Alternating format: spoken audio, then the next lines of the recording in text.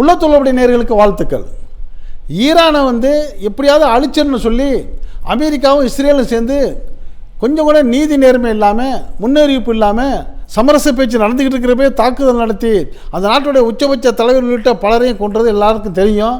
அப்படிப்பட்ட நிலையில் மேலும் மேலும் அதை கடுமையான முறையில் தாக்குறதுக்கான முயற்சி எடுக்கிறப்ப ஈரான் கொஞ்சம் கூட சளைக்காமல் அது பதில் தாக்குதல் கொடுக்கறது இதுவரைக்கும் எதிர்பார்க்காத ஒரு இடியாக அமெரிக்காவுக்கு வந்து விழுந்திருக்குது. இந்த அளவுக்கு அடிக்கணும்னு எதிர்பார்க்கவே இல்லை அமெரிக்கா. நம்ம ஏதோ போருக்கு போனோம்னா 2 நாள் 4 நாளில் நம்ம ஈரானை வந்து பணியை வச்சிடலாம், அந்த நாட்டை பிடிச்சிடலாம், அந்த நாட்டில் உள்ள எண்ணெய்களை வந்து நம்ம ஈராக்கில் ஆட்டையை போட்ட மாதிரி போடலான்ட்டு திட்டம் போட்ட ட்ரம்புக்கும் இந்த நெதன்யாகுக்கும் சரியான மரண அடி கொடுத்துருக்காங்க. இப்படி கொடுத்ததோடு மட்டும் இல்லாமல் இப்போ என்ன பண்ணியிருக்காங்க, 2 நாளைக்கு முன்னாடி அந்த கார்குங்கிற ஒரு தீவில் அமெரிக்கா என்ன பண்ணியிருக்கு, ஒரு குண்டு போட்டிருக்குது. அது ஈரானுடைய பிரதானமான தீவு. அங்கேருந்து தான் உலகத்துக்களுக்கே எண்ணெய்களை ஏற்றுமதி பண்ணியிருக்காங்க. அப்படி குண்டு போட்ட அந்த அமெரிக்கா என்ன பண்ணியிருக்கு, அங்கே உள்ள எண்ணெய் கிடங்குகளில் போடாமல் அந்த சுற்றி இருக்கிற தளங்களில் மட்டும் போட்டிருக்குது. இப்போ இதை கேட்ட உடனே, இதை பார்த்த உடனே ஈரான் சொல்லியிருக்கு, இந்த மிரட்டெல்லாம் எங்கிட்ட விடாத, நீ அடுத்தாப்புல அந்த எண்ணெய் கிடங்குலையோ அந்த குடோன்லையோ போட்டான்னு வச்சுக்க, உனக்கு இராணுவ தளம் கொடுத்துருக்கான்ல நிற்கிறதுக்கு, மத்திய கிழக்கு நாட்டில் அரபு நாடு அவ்வளவும் காலி பண்ணிடுவேன், உன்னோட இஸ்ரேலை இல்லாமல் ஆக்கிடுவேன் அப்படின்னு மிரட்டிட்டு, நான் வாய்னால் சொல்லி மாட்டேன் செயலில் செஞ்சு காட்டுறேன் பாருன்னு சொல்லிட்டு என்ன பண்ணிருச்சு, ஐக்கிய அரபு எமிரேட்டில் இருக்கக்கூடிய ஒரு இடத்துல கடுமையாக ஒரு குண்டை தாக்கியிருக்குது. அலண்டு போச்சு அமெரிக்கா. இன்னும் பல தாக்குதல் நடந்திருக்கு. அப்படி என்ன நடந்திருக்குங்கிறத 2-3 நிமிஷம் வாங்க நம்ம வீடியோக்குள்ளே போவோம். இது என்ன பண்ணியிருக்குது, இந்த ஈரான் வந்து இந்த தன்னுடைய கார்கு தீவில் குண்டு போட்டதுக்கு பதிலடி கொடுக்கிறதா ஐக்கிய அரபு எமிரேட்டில் இருக்கக்கூடிய அல்தாஃப்ரா அமெரிக்க இராணுவ வெடிமருந்து குடோனில் குண்டை போட்டிருக்கு. அது மிகப்பெரிய கொடூரமான தாக்குதலாக இருந்தவுடனே அது வெடித்து சிதறின உடனே அங்கே ஒரு மருந்து கூட அமெரிக்காவுடைய வெடிமருந்து இல்லை, எல்லாம் காலி ஆயிடுச்சு. இது இவ்வளோ பெரிய தாக்குதல் வந்து ஈரான் நம்மளுக்கு நடக்குன்னு கொஞ்சம் கூட கனவுலையும் அமெரிக்கா எதிர்பார்க்கலை. அதோடு இது நிற்கலை. ஈரான் என்ன பண்ணியிருக்கு, சிரியாவில் உள்ள அந்த அமெரிக்காவுடைய அல்-டான்ஃப் கேரிசன்கிற இடத்துலையும், ஈராக்கில் உள்ள அல் ஆசாத் ஏர்பேஸ் அமெரிக்காவுடைய ஏர்பேஸையும், குவைத்தில் உள்ள அலி அல் சலாம்ங்கிற அமெரிக்கா ஏர்பேஸையும், யுனைடெட் அரபு எமிரேட் அமீரகத்தில் உள்ள அல் தாஃப்ரா ஏர்பேஸையும், கத்தாரில் உள்ள அல் ஓய்து ஏர்பேஸு, இது போன்ற இராணுவ அமெரிக்காவுடைய இராணுவத்தில் அவ்வளவு அடிச்சிருச்சு.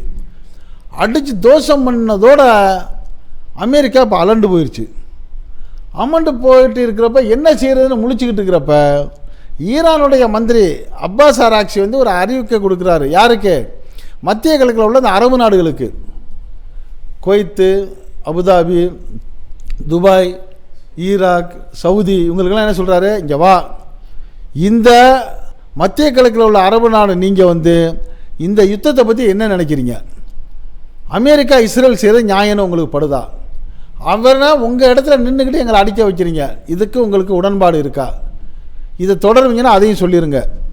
இல்லை உங்கள்கிட்ட உள்ள வளங்களை காப்பாற்றணும், உங்கள் நாட்டை காப்பாற்றணும்னா நீங்கள் வந்து உடனடியாக அந்த அமெரிக்காவை வந்து உங்கள் இடத்த விட்டு வெளியேற்றணும், அதை நீங்கள் அறிவிங்க.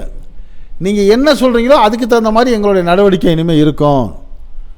நாங்கள் எவ்வளவு நாள் வேணாலும் எத்தனை மாதம் வேணாலும் போர் நடத்தக்கூடிய பலம் எங்கள்கிட்ட இருக்குது. இந்த இப்போ பாருங்கள், ஹார்மோஸ் ஜலசந்தியை மூடிட்டோம், இனிமேல் எங்கே இருந்தோம் எங்கேயும் எண்ணெய் வர்றதுக்கு வாய்ப்பு இல்லை, உங்களுக்கும் கத்திரிக்காயிலேருந்து தக்காளி உள்பட உள்ளே வந்து சேர்றதுக்கும் வாய்ப்பு இல்லை, நீங்கள் பொழைச்சிக்கிறீங்களா அமெரிக்கா பேச்சை கேட்டு நாசமாக போகிறீங்களாங்கிறத முடிவெடுங்கன்ட்டு ஒரு இறுதி எச்சரிக்கையை அப்பாஸ் அராக்சி ஈரானுடைய அமைச்சர் சொன்ன உடனே பதிலுக்கு இவர் என்ன பண்ணுறாரு, ட்ரம்பு, இவர் ஒரு வேலையை பார்க்குறாரு. இந்த நேட்டோ நாடுகள் இருக்காங்க, 31 நாடுகள், பிரான்ஸு, ஜப்பான், தென்கொரியா போன்ற நாடு, அதில் சீனாவும் இருக்குது. இந்த நாடுகள்கிட்ட என்ன சொல்கிறாரு, அப்பா நீங்கள் எல்லோரும் வாங்க, நம்ம உங்களுடைய அந்த கடற்படை கப்பலெல்லாம் அனுப்புங்க, ஆயுத கப்பலெல்லாம் அனுப்புங்க, நாங்களும் அனுப்புகிறோம், போய் அந்த ஹார்மோஸ் ஜலசந்தி அடித்து நொறுக்கி ஈரானுக்கு மீறி நம்ம உள்ளே நுழைஞ்சிரும் அப்படின்னு அழைப்பு கொடுக்குறாங்க.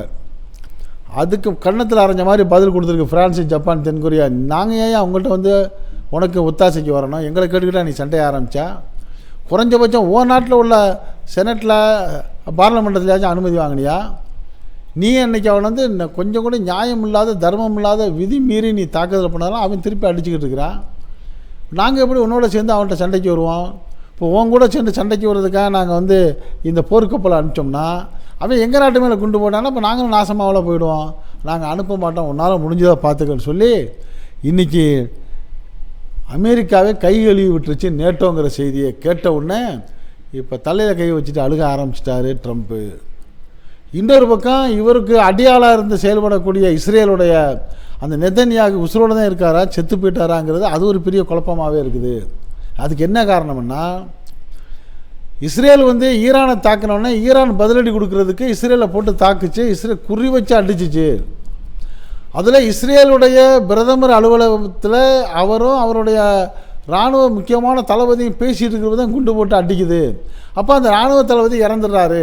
அப்போ அவருக்கு எதிர்த்தாப்பில் ஒரே டேபிளில் உட்காந்து பேசிக்கிட்டு இருந்த நெதன்யாகு மட்டும் எப்படி பொழைச்சிருப்பார்? அவர் இறந்ததை அறிவித்த இஸ்ரேல் வந்து நெதன்யாகு இறந்ததை மறைச்சிட்டாங்க. அதனால் அவரை இல்லைன்னு சொல்லி ஈரான் தரப்பில் சொல்கிறாங்க. ஆனால் அதே சமயம் என்ன பண்ணுறது, இல்லை அவர் நெதன்யாகுலாம் சாகலை உசுரோடு தான் இருக்காருங்கிற மாதிரி அவர் காப்பி குடிக்கிற மாதிரி டீ குடிக்கிற மாதிரியும் 2 பேர்கிட்ட பேசுகிற மாதிரியும் ஒரு ஏஐ தொழில்நுட்பத்தில் வீடியோக்களை விடுறாங்க அப்படின்னு ஈரான் தரப்பில் சொல்கிறாங்க. ஆனால் அமெரிக்கா என்ன சொல்லுது, அதெல்லாம் இல்லை, இவர் நல்லா உசுரோடு தான் இருக்கார் நெதன்யாகு. அங்கே தான் வந்து முஜ்தபா கொமானி தான் வந்து இப்போ வந்து ஆள் வந்து இல்லை, அவர் இறந்துட்டார், அவர் கால் இல்லாமல் போயிட்டார், கொமாவில் இருக்கார், அவங்க ஒரு பொருளையை கிளப்பி விட்றாங்க.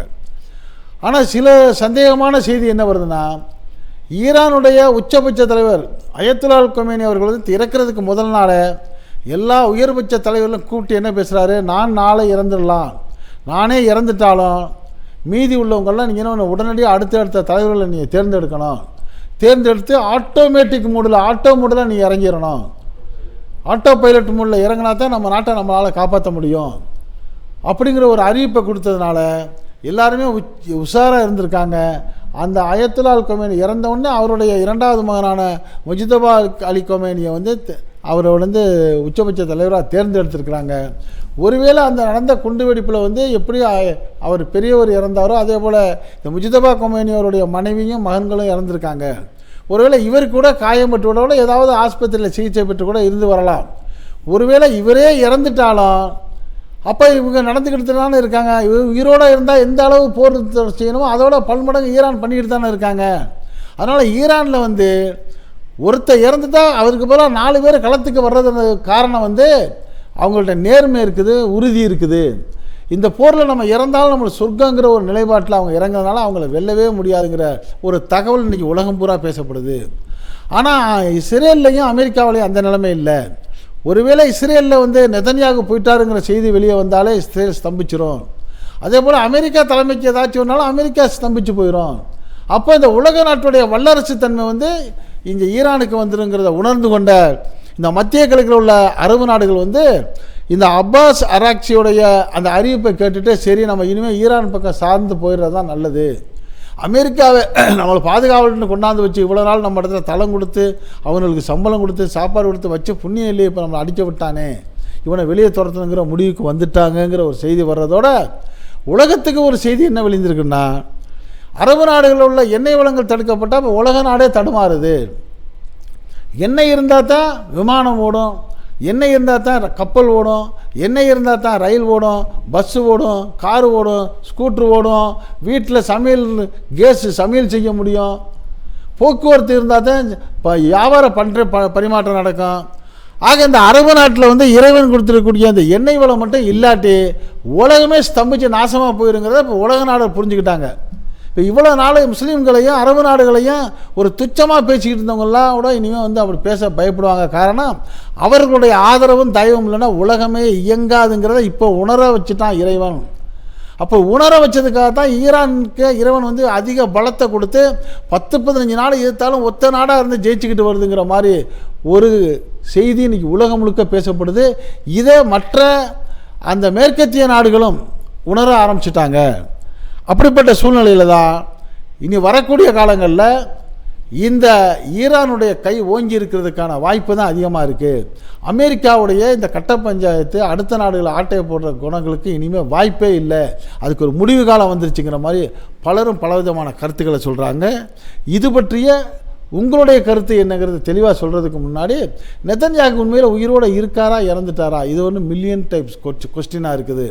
அதே போல் அங்கே வந்து இரண்டாவது முறையாக தேர்ந்தெடுக்கப்பட்ட முஜிதபா கொமானி அவர்களும் இருக்கிறாரா இறந்துட்டாராங்கிற கேள்வியும் இருக்குது. ஆனால் அதே சமயம் ஈரானில் முஸ்தபா கொமானி அவர்கள் இறந்திருந்தாருன்னே வச்சுக்கோமே, அவர் இறந்த பிறகு தானே இப்போ 15-16 நாளாக போர் நடக்குது. அப்போ பலகமாக நடக்கிறதுனால அவர் இருந்தாலும் இல்லாவிட்டாலும் ஈரானுக்கு பாதிப்பு இல்லை. ஆனால் அதே சமயம் நெதன்யாகு மட்டும் போயிட்டாருன்னு செய்தி வந்தால் ஸ்தம்பிச்சு போயிடும் இஸ்ரேலு, இல்லாமல் போயிருங்கிற கருத்தை பலரும் சொல்கிறாங்க. இது பற்றிய உங்களுடைய கருத்துக்களை நீங்கள் இந்த உள்ளத்துள்ளபடி கமெண்ட் பாக்ஸில் கமெண்ட் பண்ணுங்கள். இந்த செய்தி பிடிச்சிருந்தா இதுக்கு ஒரு லைக் கொடுங்க.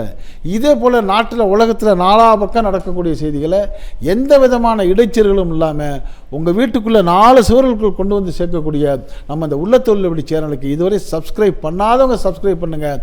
மறக்காமல் பக்கத்தில் இருக்க பெல் ஐக்கானை கிளிக் பண்ணுங்கள். அப்போ தான் நம்ம போடக்கூடிய ஒவ்வொரு வீடியோவும் உங்களுக்கு நோட்டிஃபிகேஷன் காட்ட நீங்கள் விரும்பியதை பார்க்கலாம். என்றும் இணைந்திருப்போம். உங்கள் அன்பன் அஷ்ரஃப் அலி. நன்றி, வாழ்த்துக்கள்.